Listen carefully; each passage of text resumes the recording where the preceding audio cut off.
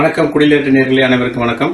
இது செஃப்நாதன் கிச்சன். சூப்பரான ஒரு பப்ஸ் ஈவினிங்ல ஜாலியா நீங்க ஃபேமிலியோட உட்காந்து சாப்பிட்றதுக்கு செம்மையா இருக்கும். இப்போ அது என்னென்ன இன்கிரீடியன்ஸ் தேவைன்றதை சொல்றேன் பாருங்க. வாங்க பார்க்கலாம். இப்போ இது வந்து பார்த்தீங்கன்னா சிறு சீரகம் ஒரு ஸ்பூனு, பெருஞ்சீரகம் அரை ஸ்பூனு, கல்பாசி கொஞ்சமாக ஒரு தேவையான அளவுக்கு லைட்டாக கொஞ்சம் மனத்துக்காக எடுத்துக்கிறது.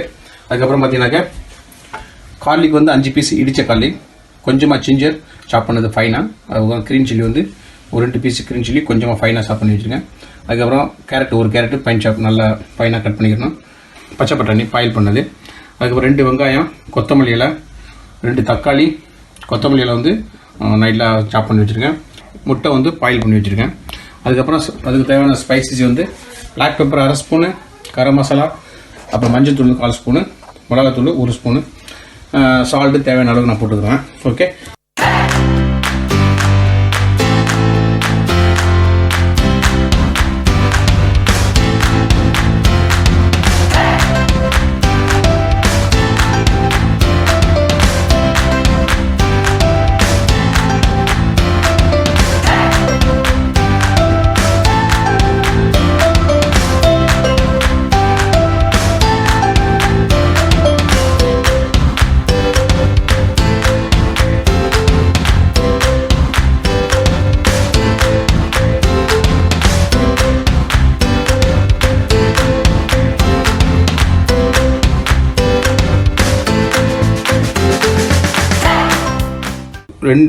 அதாவது 6 ஃபிங்கர் வச்சு தான் நீ கட் பண்ணணும். இந்த 6 ஃபிங்கர் வச்சு கட் பண்ணால் தான் இந்த பஃப் வந்து மடக்க முடியும்.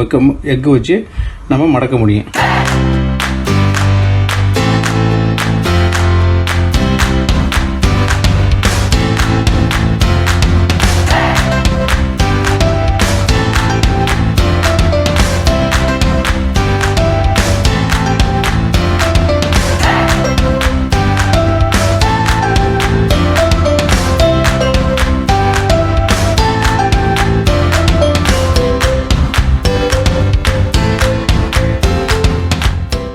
இதில் வந்து எக் இருக்கும், எக் ஒயிட்டு ரெண்டையும் மிக்ஸ் பண்ணிக்கலாம்.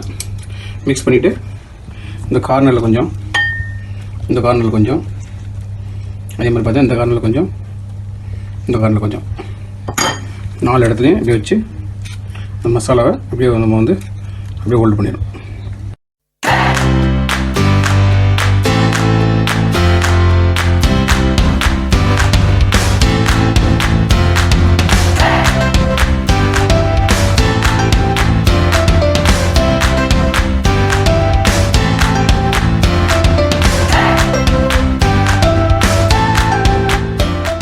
ரொம்ப சாஃப்டாக இருக்குது. உள்ளே வந்து புரோட்டா மாதிரி இந்த பிரெட் வந்து நல்லா அருமையாக குக் ஆகிருக்கு. இந்த மசாலா எக்கு சாப்பிடும்போது ரொம்ப டேஸ்ட்டாக இருக்குது.